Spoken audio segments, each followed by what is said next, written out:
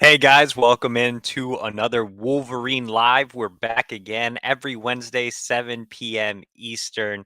The Wolverine Live. I'm your host, EJ Holland. Like that little bubble says, drop a like. Let's get this video to 500 likes. Unfortunately, our $1 for 1 year promotion has come to an end, but don't worry, you can now sign up for $10 for the entire year, which is still obviously very cheap. And before we get into this week's questions and topics surrounding Michigan recruiting, do have a word from our sponsors over at Manscaped, which provides some great grooming products for men out there.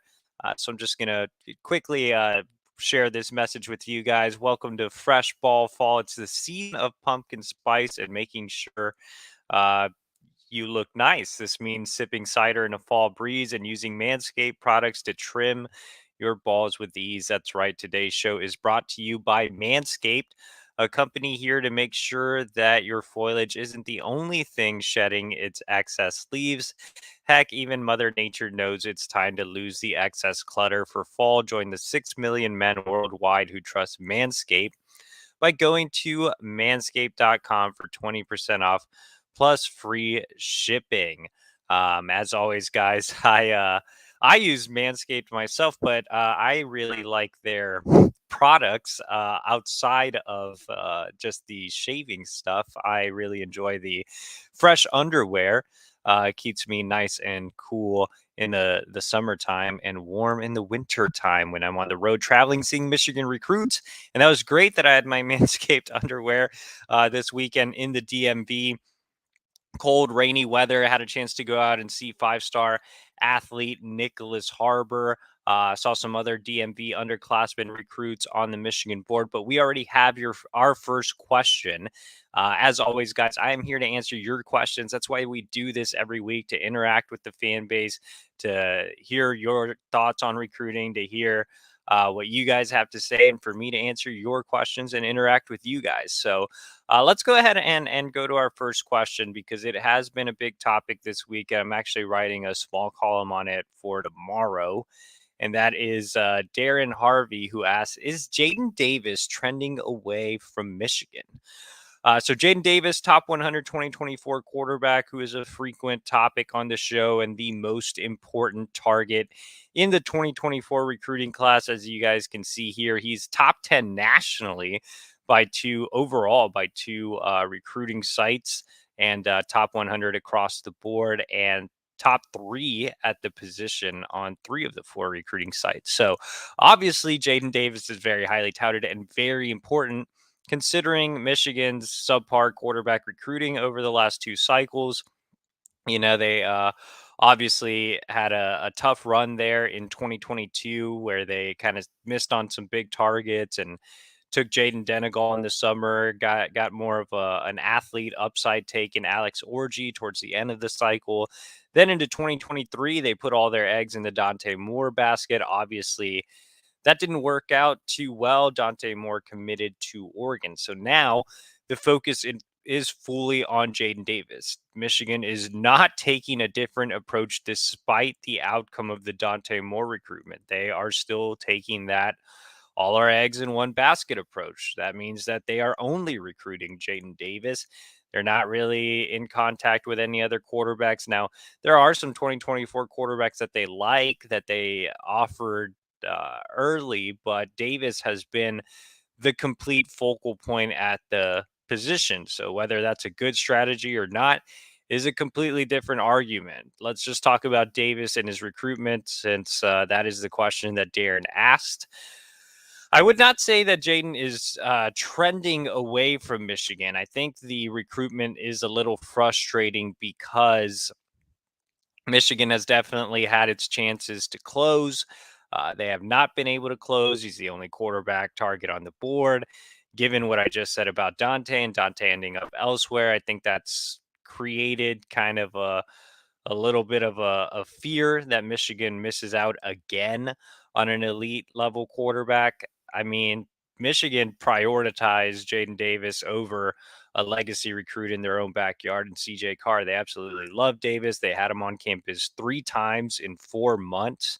So, you would assume that Michigan is in the pole position. And I still feel that way. I still feel like Michigan is in the lead right now. But recruiting can sometimes be a long game if you can't lock up guys early. Now, overall picture, it is still early for Davis. He's a 24, but again, quarterbacks, normally commit early, and you want Davis on board leading your class. He is taking other visits, so he took one to Clemson over the weekend, had a good time there. Clemson has been recruiting him for a long time. It's obviously close to home. And then you have Georgia coming up this weekend, and that one's a little scary. He's originally from Georgia. When I went out to see Davis play a couple of weeks ago, some family was rocking some Georgia stuff. So I think Georgia's been a legitimate player for a long time. They actually offered him when he was a middle schooler. So it all lines up. But it's not a guarantee that Georgia goes all in on Jadyn Davis. They were targeting Julian Sayin quite a bit, and now it looks like he's trending towards LSU, which means Georgia could really make a move on Davis. But they do have one or two other quarterbacks high on their board as well.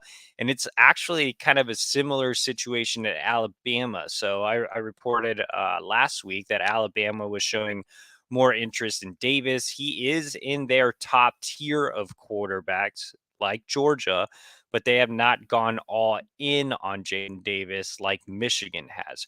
So because Georgia and Alabama have not gone all in, I would say it's not time to panic. If Georgia or Alabama or both schools decide to really make a full court press for Jadyn Davis, then I'll start getting a little concerned. But as things stand right now, he is not their guy like he is for Michigan. Again, I think he's in the top tier for both schools, so I don't want to make it seem like Georgia or Alabama aren't high on Davis. They certainly are, but they haven't dedicated themselves to Davis like Michigan has. So right now, I think Michigan's still the leader. I would give Michigan the advantage over Clemson right now.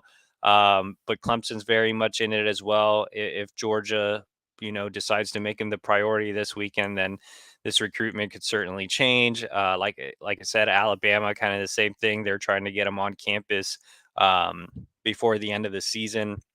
And then you have a few other schools that are still involved there as well, including North Carolina and Penn State. So we'll see how it all kind of shakes out. I don't think there's reason for panic right now, like I just listed, unless Georgia and Alabama really make him the guy.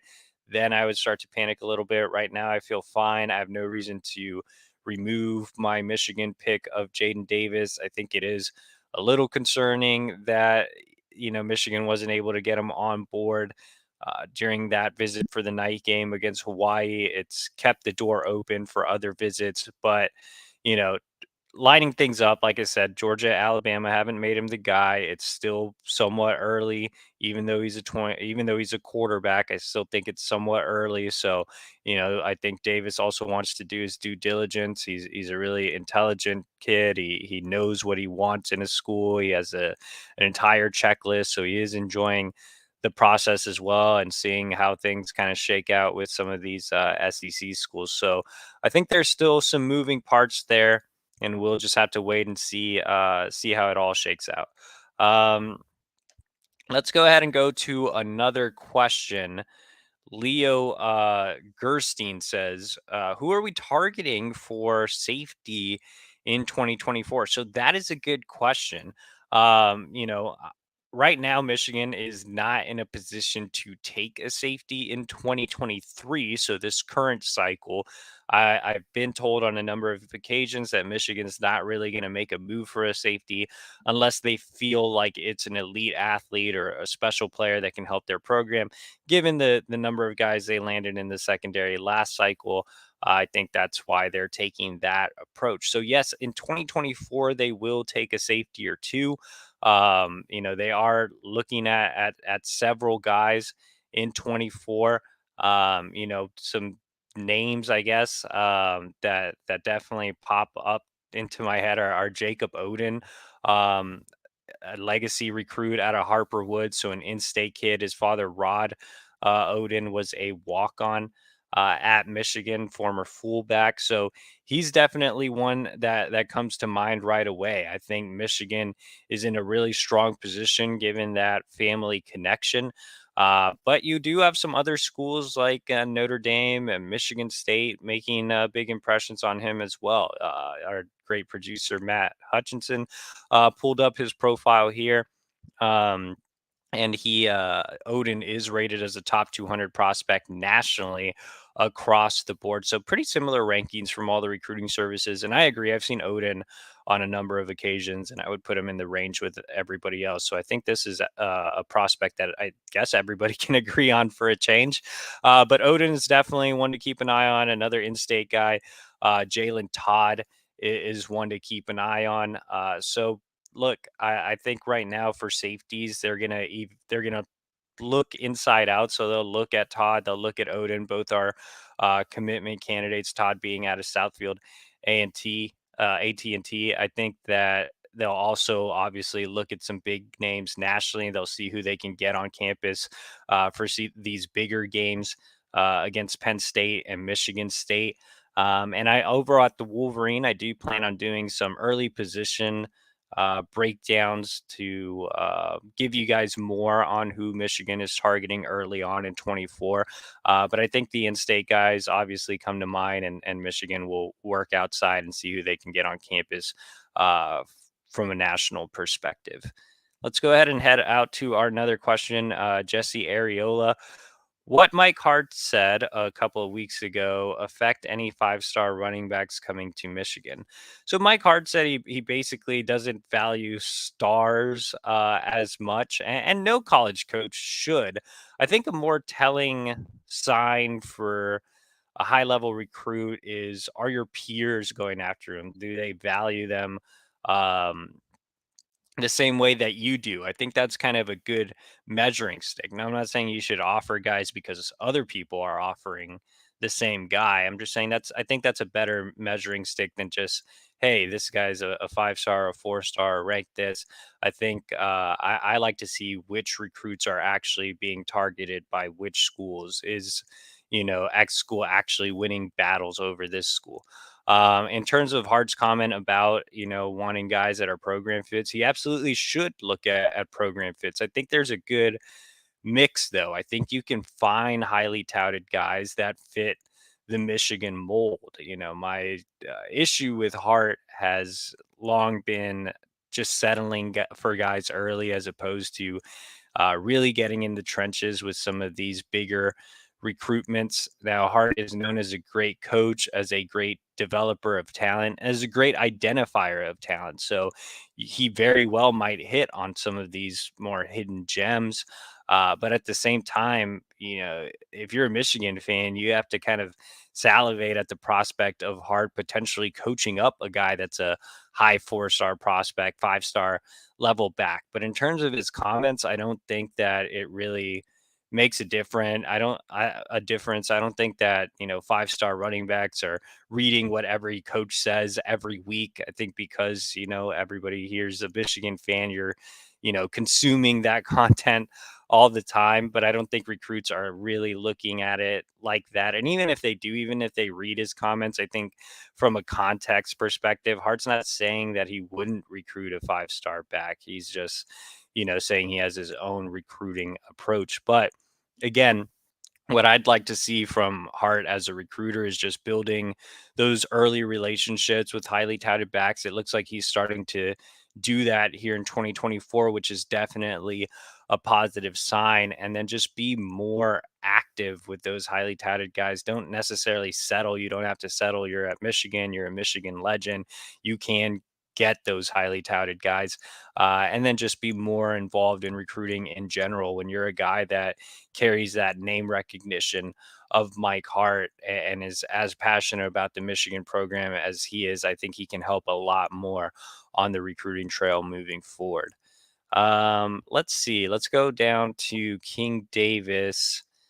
7374. Where do you predict Michigan to finish in recruiting in 2022? Well, it is the year 2022, but this is actually the 2023 recruiting class. Last year's class obviously finished number 9 nationally. 2023, man, it's tough. There aren't a ton of storylines in terms of Michigan recruiting right now for the 2023 class. I think Michigan's waiting for some late risers, seeing if they can take advantage of some of the coaching movement that's bound to happen as far as guys getting fired or finding new jobs or leaving schools they're at. Right now, Michigan has actually dropped since the last time I checked. They were in the top 25 at number 25 a few days ago. Now they have dropped out of the top 25. They are 26 nationally, which is obviously not great.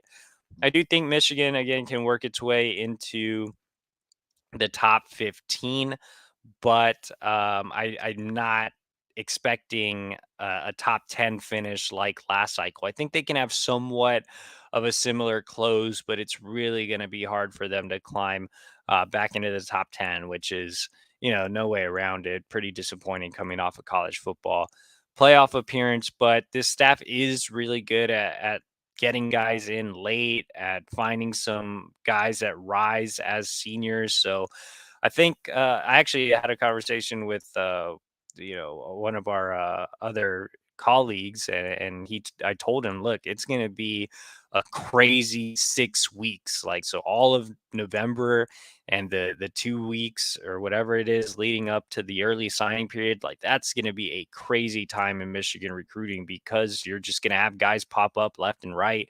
Right now Michigan has 14 commits. So, yeah, a lot of room to add to this class. You could also see them potentially take lower than your standard 25 and save some scholarships for next cycle. But right now, Michigan, again, from a rankings perspective, you look at it, you only have a few guys in the top 150 and no top 100 recruits right now. So I do think it's going to be a little tough for them to move up.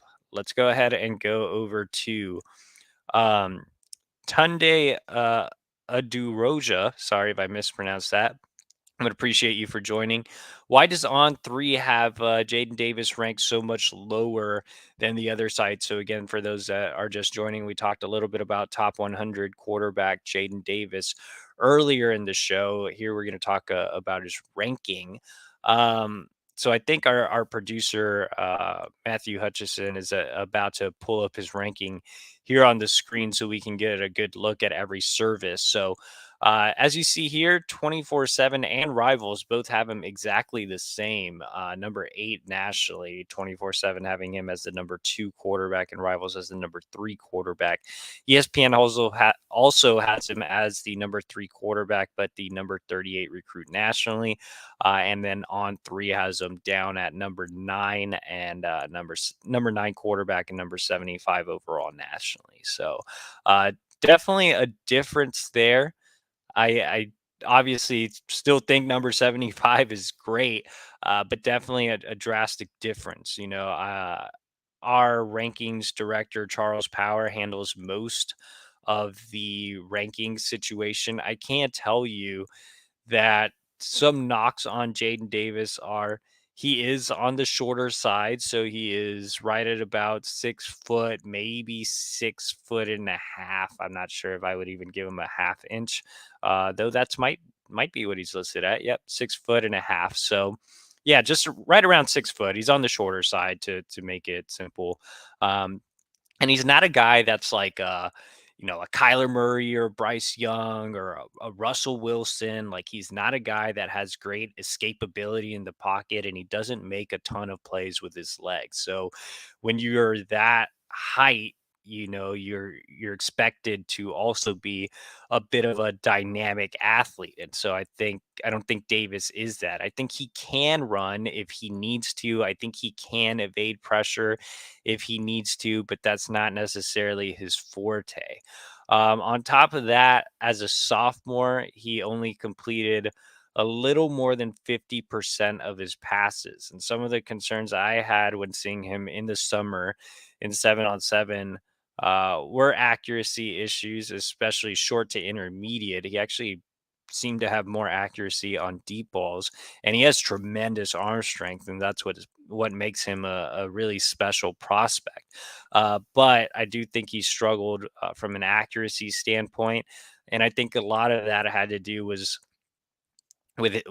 his touch. I think he's a guy that just was trying to throw so many darts out there, is like he was a pitcher instead of a quarterback. But this year, as a junior, he's taken a step in the right direction. I believe he's completing more than 70% of his passes, which is great. He's shown to be able to connect a lot better on short and intermediate routes. He's really finding a connection with his two star wide receivers, Jordan Shipp and Channing Goodwin. So I think he's definitely taking a step in the right direction in the accuracy department. He is showing more touch on his passes. But overall, I still think that's an area of improvement as he moves forward. I mean, you have to be an accurate passer to succeed at the collegiate level. So I think those might be some concerns that On3 has. I feel like we just focused in on a lot of the negatives on Jadyn Davis. But look, I'm still very much a fan of Jadyn Davis. I mean, he's a great leader. He's a guy that, again, has tremendous arm strength, great ball placement on his deep balls. I think he's pretty similar. I've been asked a lot for a player comparison, an NFL player comparison. I think that's a little tough, but I would go back to my Texas roots and say Baker Mayfield, a guy that can make some plays, is deceptively athletic with his feet, and a guy that has great arm strength, but isn't necessarily the tallest guy. So I think that would probably be my comp. And if he has a Baker Mayfield ceiling, that's obviously a great ceiling to have. Um, let's go down to John Stacy, who's going to stick with the Jadyn Davis theme. Jadyn Davis is coming back for a visit soon, correct? So he may come back for either the Penn State or the Michigan State game. I know Jordan Shipp was planning to come for the Penn State game, so it wouldn't be surprising to see Davis join him on that trip, but that has not been locked in. So I would definitely like to see Davis come in for that Penn State game, if not the Michigan State game, which is obviously another night game at home, and the big house is going to be rocking. And if he gets back on campus again for the fourth time in 5 months, then I do think that the concern can ease a little bit from the fan base. Let's go ahead and go down to Courtney Harper, who asks anything on Cutter Boley. Do you think that Benjamin Hall will remain in the class? Any info on running back targets? And if we don't get Davis, what's the backup plan? So a lot of questions here. Cutter Boley, for those of you the guys that don't know, is a 2025 quarterback with an early offer from Michigan. I know a lot of recruiting services are high on him early on. I have not seen him live, but he does like Michigan. He's already been to campus twice, and you're seeing his rankings pull up here. So he's top 100 nationally on three or on the On3 consensus. I'm sorry, On3 releases a top 100 watch list and not the actual rankings in 2025. I'm not sure the methodology behind that, but they do a watch list, I guess, to give more time to give more accurate rankings. But anyway, you see him ranked as the number 45 prospect overall on 24/7 and the number 91 overall prospect, I believe, on Rivals. So pretty much top 100 across the board. ESPN hasn't released any rankings, but anyway, Boley out of Kentucky, Lexington Christian Academy. Again, he's visited Michigan twice. He's slated to be back up for another visit this month. So I think he's another one of those intriguing prospects in 25. Michigan's off to a pretty good start with quarterback recruiting in that cycle. They just had Bryce Underwood, who might be a five-star prospect, on campus a couple weeks ago, and Ryan Montgomery, another top 100 watch list guy, is slated to be on campus for the game against Penn State. So, yeah, I think they're in a good spot with some of these 2025 signal callers for sure. Do I think Benjamin Hall will remain in the class? So Benjamin Hall, 3-star running back commit out of North Cobb in Georgia. Hall has been on and off throughout his senior campaign, has been losing some carries, regained some carries. When I went out to see him, obviously that created quite a bit of controversy. He only had one carry for -2 yards. He did have a recent bounce back game rushing for 180 yards. His team was on bye last week, so we'll see how he kind of does the rest of his senior year.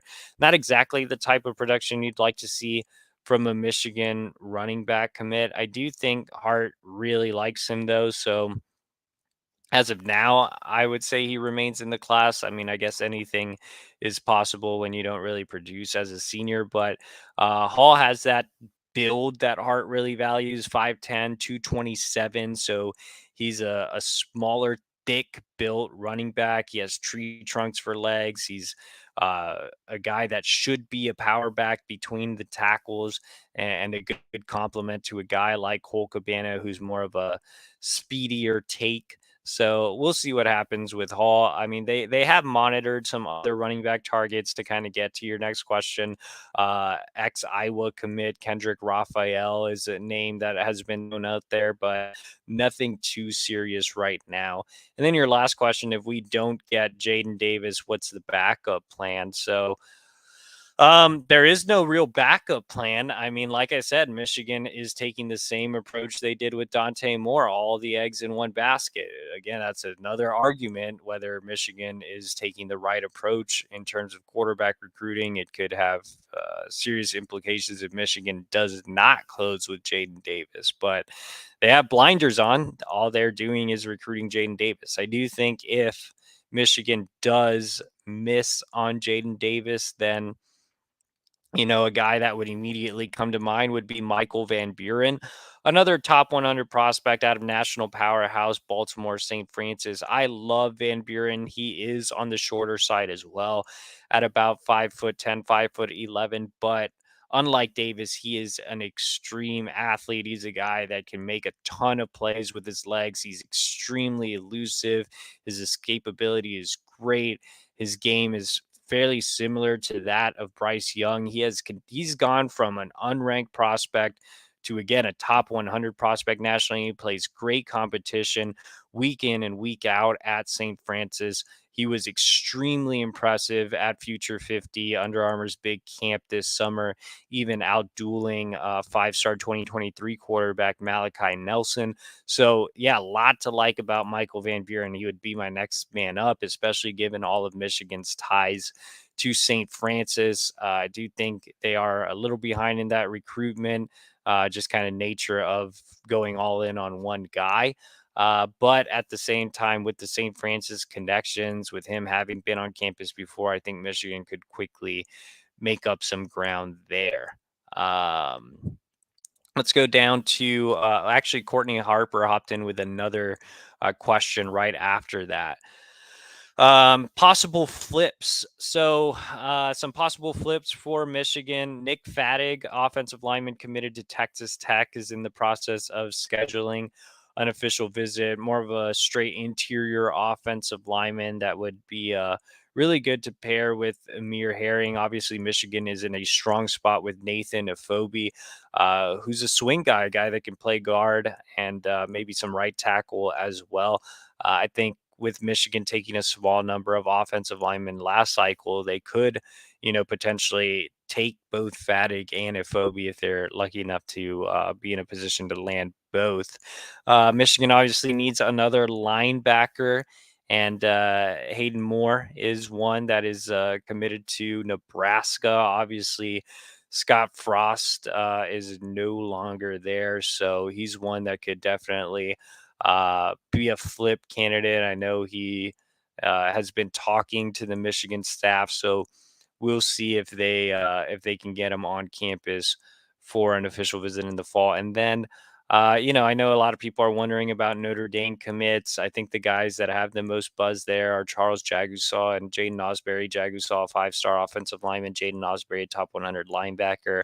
But nothing has been set there, so We'll see if anything shakes out with the Notre Dame commits. I think more potential flip candidates will pop up as the cycle goes on.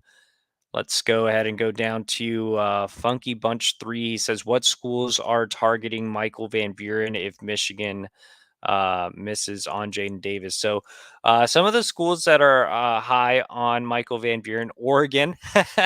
So, even though Oregon landed Dante Moore, they are still making Van Buren a priority in 2024. I believe he just made a visit to Oregon not too long ago.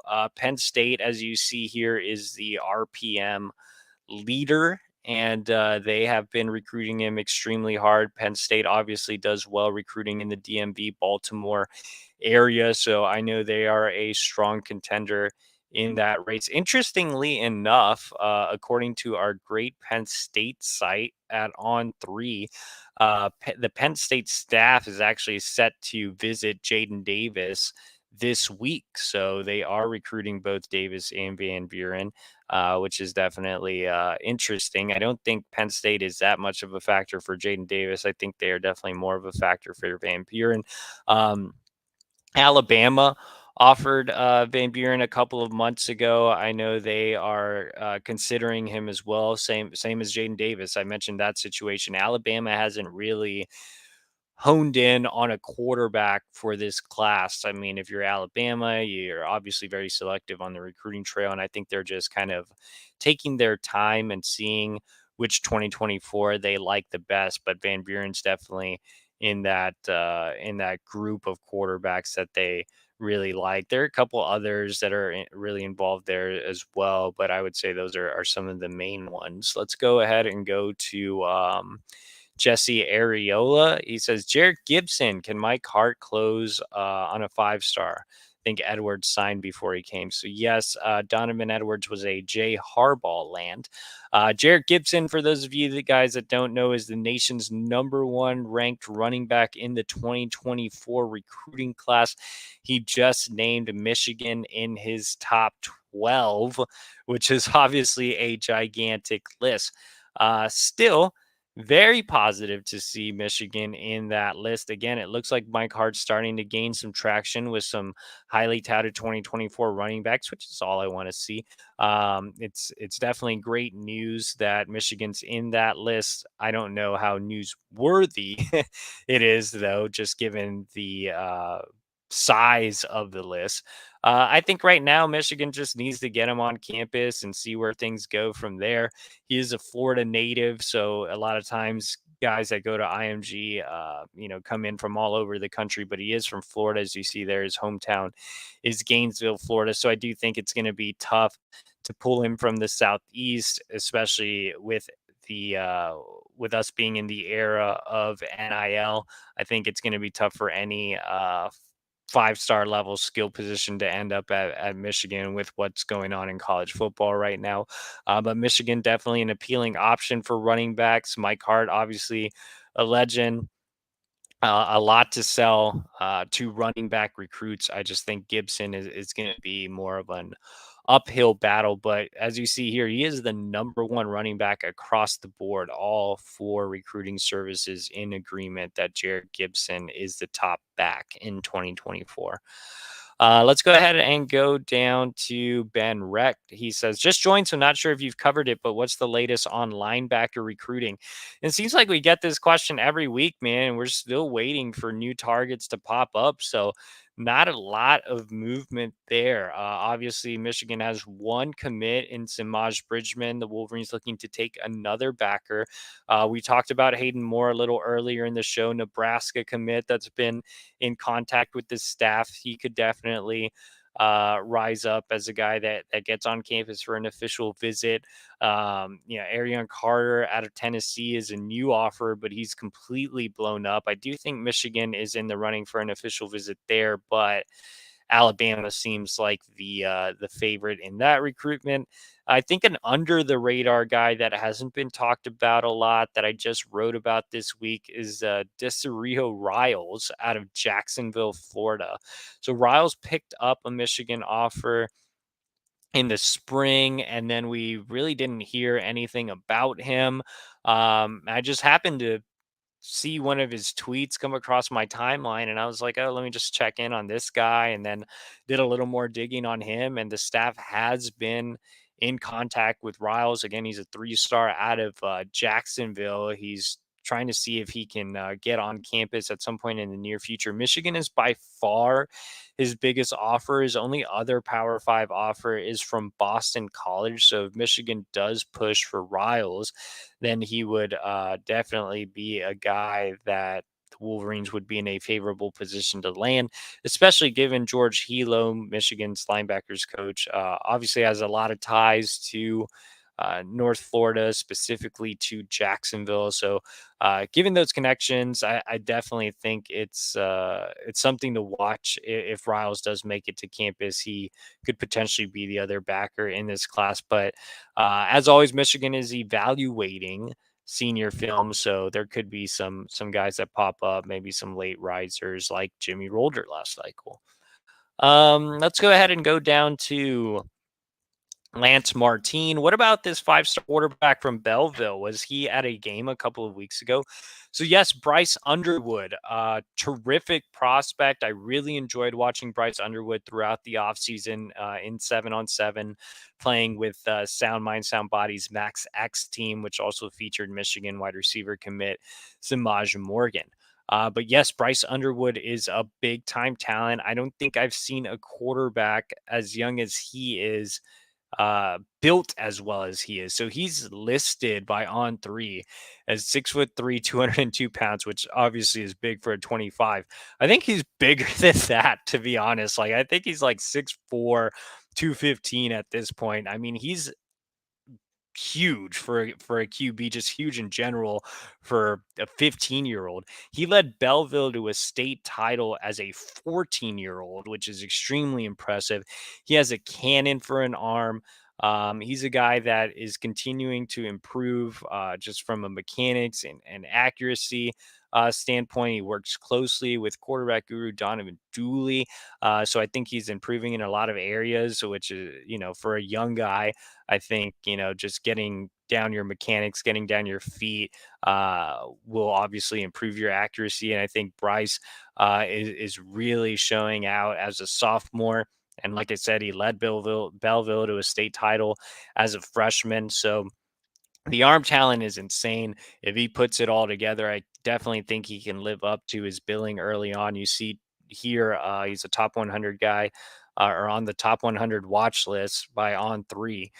He's the number 6 overall prospect on 24/7 and the number 2 overall prospect on Rivals. So definitely a 5-star level guy. Donovan Dooley actually compared him to Vince Young, who was just an absolute amazing college football player and an amazing recruit. So if that's the ceiling for Bryce Underwood, man, he's must land in 2025. I do think Michigan's in a decent spot early on, but that one is really going to be a national recruitment. A lot of Southern schools already involved. You've had previous tension at Belleville, I guess, if you want to call it that. There was a little bit of an incident with head coach Jermaine Crowell and Michigan head coach Jim Harbaugh several years ago. And I think fences have been somewhat or mostly mended there, but that's always in the back of your mind in such a high profile recruitment like this.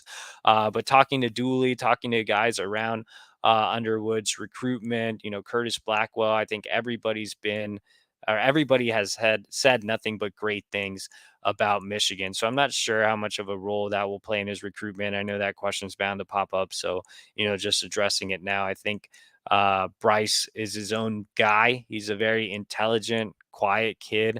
I've really enjoyed my interactions with Bryce, and I think he's going to make his own decision, but still far away. I think Michigan just needs to continue to chip away, keep building those relationships in Belleville, which is obviously great to have Ron Bellamy and Steve Klinkscale on staff, guys that are very well respected throughout the entire state of Michigan.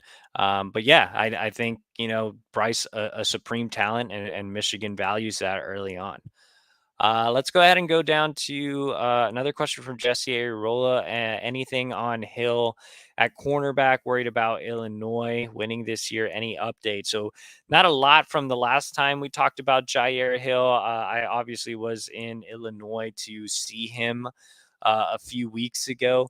Look, he's slated to be on campus at Michigan for the game against Michigan State. I know he's visiting Illinois again for another game there. There are a few out of region schools that he likes: Oregon, Florida State, UCLA. But I still think this one's a Michigan Illinois battle. I'm not sure if there's really an end in sight. It's always tough to predict a recruitment where there's such a divided household, to the point where Hill says that on record. He stated that his mom really likes Illinois, his dad really likes Michigan. I think the kid himself is pretty torn. I actually feel bad for Jair. I really like him, just as a, not only as a prospect, but just as a kid, getting to know him over the last year. He's one of my favorite guys in the class, but I really do think that one's 50-50. It wouldn't surprise me either way where he goes. Let's go ahead and go down to Chimere224. He says, if we get Jair Hill, Chris Peel, and Nyckoles Harbor, that's not terrible. Oh, well, obviously not. That's terrific. That would be three guys at the very top of Michigan's recruiting board.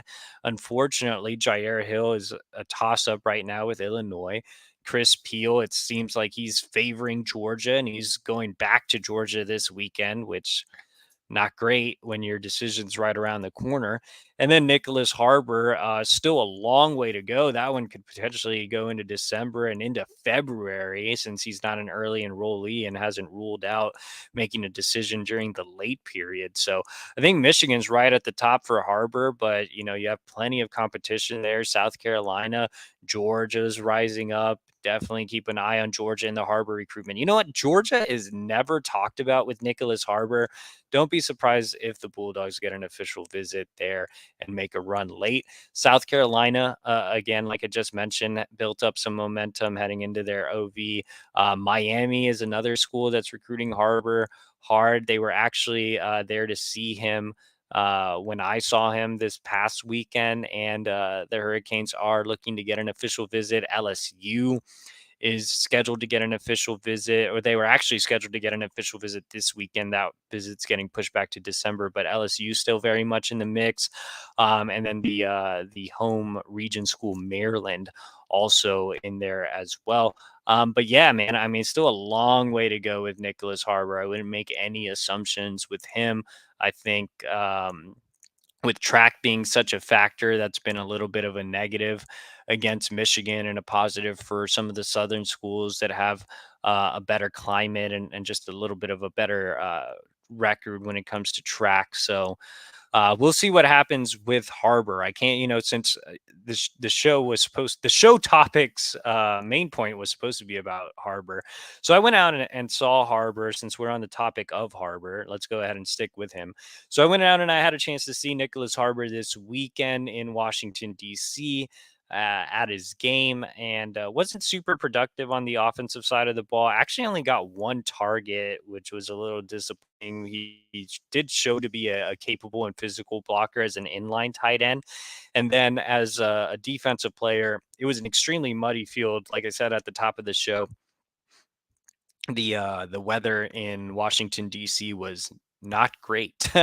It was a downpour, and so I don't think Harbor was able to really find his footing getting off the edge, but he did have several quarterback hurries. He had a few tackles. He had a pass deflection. So I still stand by the statement that I've made on a number of occasions. I think Harbor has the potential to be the number one overall draft pick down the line as an edge rusher. I think he can be a special player there. The problem with Harbor is I'm not sure if he's going to add any weight to his frame. He, in fact, doesn't really want to. He has aspirations of being an Olympic sprinter, and I'm not going to knock Harbor for doing that. That's actually cool that he's going against the grain and trying to do both sports at a very high level. But in order to be the edge rusher that I think he can be, he would have to add some weight and some strength and get in the weight room with Ben Herbert. But it looks like he's leaning towards playing on the offensive side of the ball to kind of preserve his body. And there, he still has some work to do. He's not a great route runner right now. He's not a natural pass catcher from the 2 games that I've seen this season. He's obviously a physical freak and just an anomaly. So he can definitely be a Kyle Pitts-esque type of flex end. When you're 6'5", 225 pounds and run a 10.22 100 meter, I feel like that's more than half the battle. You can create so many mismatches with that, but he still has work to do as just a pure football player on the offensive side of the ball. But it'll be interesting, man. Harbor is such a fascinating recruit. He's the biggest freak I've seen in my 10 years of doing this, but he's a guy that isn't completely dedicated to football. Track is always going to be up there for him. It is just as important as football. And I think that's going to have a big impact on his decision as well. I think the biggest things that Michigan can do are selling the track resources, selling the program connections that he does have. The facilities and all that stuff as well.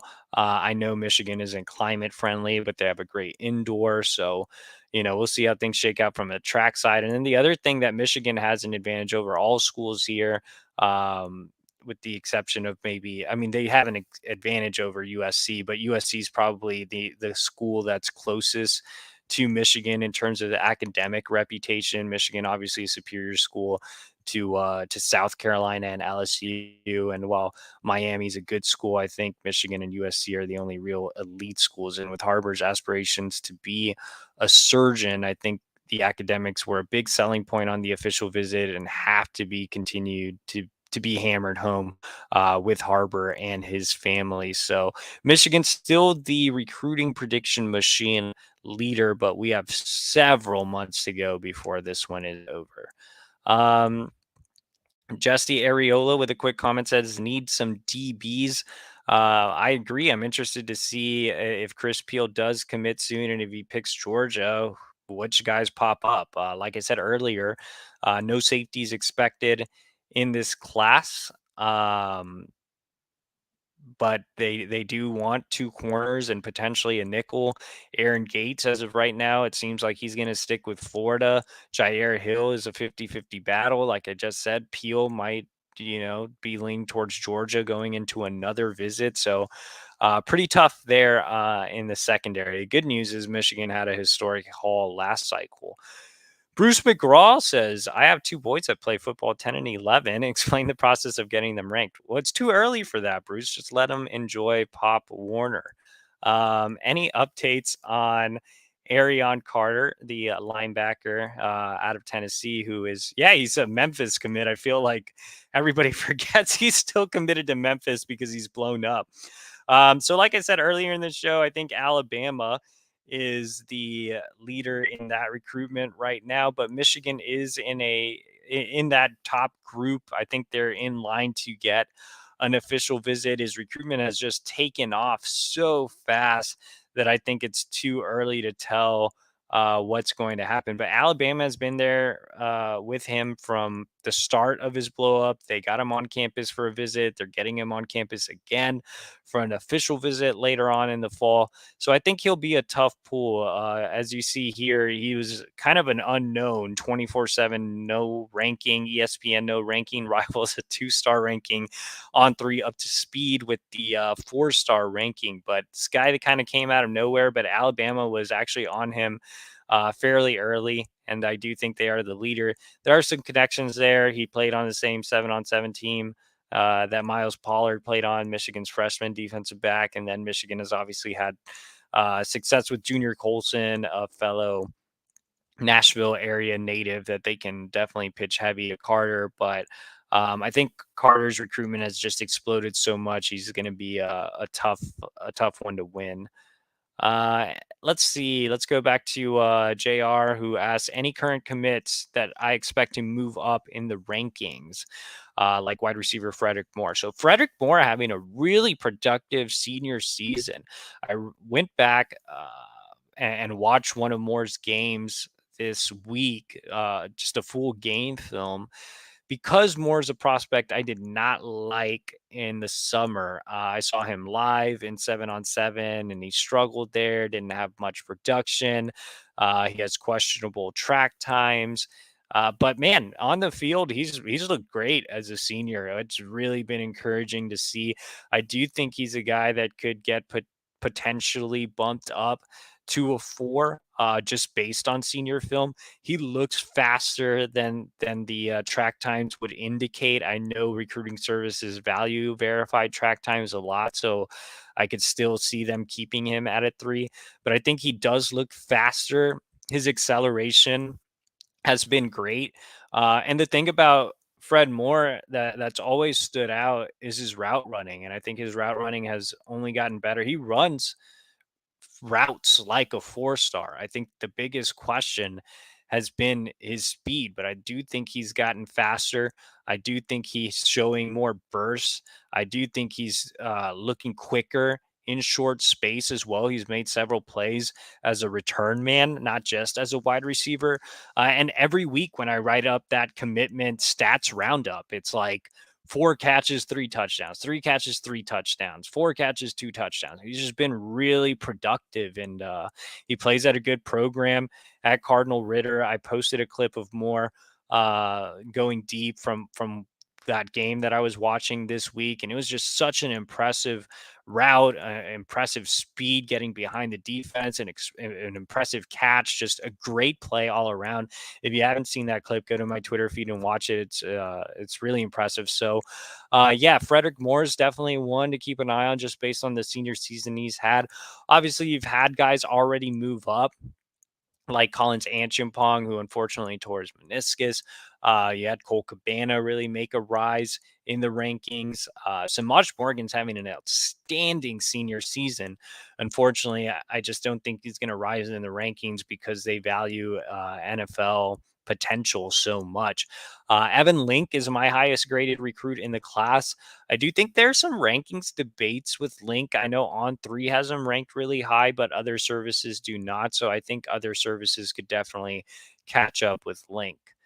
JR asked back-to-back questions. He says, will Michael Van Buren be coming to campus anytime this season for a game? Not right now. Again, Michigan has blinders on. They are fully focused on Jadyn Davis, and they do not want to actively be in the mix for 2024 quarterbacks not named Jadyn Davis. So unless they start feeling not so great about Jadyn Davis, I'm not expecting Michael Van Buren in, unfortunately. Let's go to Funky Bunch 3. Yes, any update on Justin Scott? Thought it was a Notre Dame Michigan race early, but I haven't heard anything on Michigan lately. Yeah, Michigan is still in there. They're trying to get him on campus for a visit. I wouldn't be surprised if he does make his way to Ann Arbor. So Justin Scott, 5-star 2024 defensive tackle out of Chicago. Yeah, man, I think Michigan has faded since the offseason. He's gotten some more national offers. He had a really good recent visit to Ohio State. Notre Dame is still very much in the mix there. So yeah, no, I'm not super optimistic on Justin Scott right now. I've heard that there's been some trouble connecting with him. So if they get him on campus, then I think that they could potentially create some movement there. Mike Elston obviously does a great job on the recruiting side as well as the developing side. And then Sharon Moore, the area recruiter in Chicagoland, obviously has a great personality and finds ways to connect with kids. So as of right now, things have cooled with Justin Scott, but if they do get him on campus, which I think they will. I mean, they've been recruiting him for so long. I'm not exactly sure what's happened with him as of late, but I do think that he could potentially get on campus here, maybe for one of these bigger games in October. Let's go ahead and go to Rich Whitman. He says, if we miss on Jadyn Davis, any chance we can get Underwood to commit, since we would have a need and reclassify to 24? No, I don't think so. Bryce is already young for his age. So, when you talk about reclass, a lot of these guys are older. So like CJ Carr's old, for example. That's why there's reclass talk. Bryce Underwood is young. He could actually be a 2026. As I mentioned, he led Belleville to a state championship as a 14-year-old, which is absolutely insane. So no, I don't think there's any chance for an Underwood reclass. I also wouldn't be I also wouldn't say Michigan is an outright leader there. They're just kind of in the mix with a lot of other schools. Still a long way to go in that recruitment. Let's go ahead and go to JR. He says, "How do we learn to become a scout? Is there a school that teaches you what to look for?" Um, you can go to scouting school. I don't know what the I don't remember what the service is called exactly, but I looked into it. I know a couple of personnel um people have that I know have used it. So if you want to become a scout to work like at the in a recruiting department, then I would definitely recommend that service. Just look up like scouting school and it should pop up. If you want to be a recruiting reporter like me, then that's a completely different route. Yeah, most people go to school and get a journalism degree and all of that good stuff. Let's go ahead and go over to John Stacy. He says Georgia's not looking too good on the field right now, EJ. No, they have not looked great, but they are still undefeated. So, they haven't lost a game until they do. I'm not sure if you can knock them too much. Let's go ahead and go over to Travis Foster. He says, EJ, have you noticed any tangible changes in attitudes towards Michigan on the trial this year or on the trail, I guess, this year with 5-0 start? I do think, some guys are circling back around to Michigan. You had a 5-star defensive lineman, David Hobbs, on campus here recently. I think you're seeing some more guys show interest that might be committed to other places, but not too much to report right now. I think we'll know a lot more after the Penn State and Michigan State games. Those being the marquee games, I think there's some potential for some surprise visitors for sure. Um, let's go ahead and go rapid fire. We're closing in on an hour. Let's see. I think we have a lot of comments. Not sure if we have any questions. Let's see. Jesse Areola asks if we don't get Jair Hill or Chris Peel, any other cornerbacks we can get for 2023. I don't believe we have one signed yet. So no commits for corners yet. Not really a lot of other names on the board. Maybe they circle back to Speedy Roderick Pleasant out in California, but he's considered a heavy USC lean. Maybe they go after a bigger corner / safety like Amari Snowden, who is an in-state prospect. But at that point, they would just have to reset the board. Jesse also asked, what do you think our odds to get David Hobbs? So like I just mentioned, 5-star defensive lineman came in for a surprise visit to Michigan this weekend. I think they're fairly low right now. They'd have to get him back in for an OV. And as it stands right now, I'm not sure that will happen. EJ, with Nyckoles Harbor not wanting to gain weight, but with his speed, could you see him playing safety like a Taylor Mays from USC years ago? Harbor looks very awkward at wide receiver. Love the Taylor Mays reference. I used to really like Taylor Mays as a kid. But no, I don't think he can play a Taylor Mays role because Taylor Mays was huge and he was extremely physical. Harbor is trying to preserve his body for track. So not only does he not want to gain weight, I think he's trying to also avoid injuries. So playing wide receiver or tight end, I think is potentially a better option than being a bigger hybrid safety that's trying to come downhill and pop people. I don't think that's what he's trying to do, which is another reason why he likely is not going to play edge full time either, unless he decides that he wants to dedicate himself to football full time. Last question comes from Ben Recht. Who are some 2024s that Michigan is in on that you really like, other than Imarion Stewart? So, yeah, for those of you guys that don't know, Imarion Stewart, on 300 wide receiver out of Chicago land, recently visited Michigan. Have a prediction in for him. Really like him. Guy that can play in the slot or on the outside. Other 24s that I think Michigan's in a good spot with. Channing Goodwin, obviously a legacy recruit, wide receiver.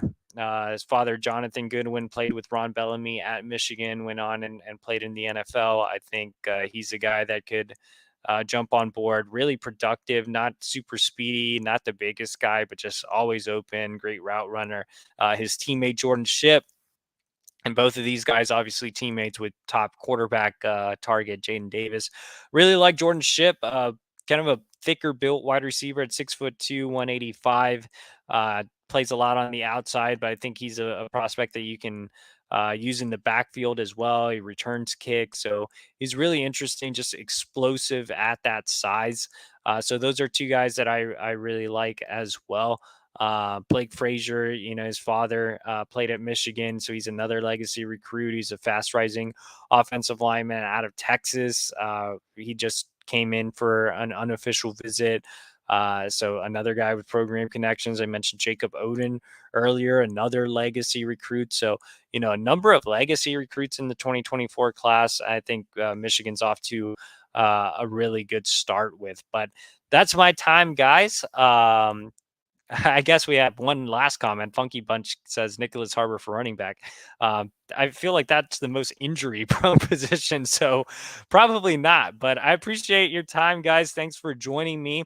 If you're not a subscriber to the Wolverine, you can sign up now. $10 for, I believe, an entire year up until next football season, I think is the correct verbiage of the promotion.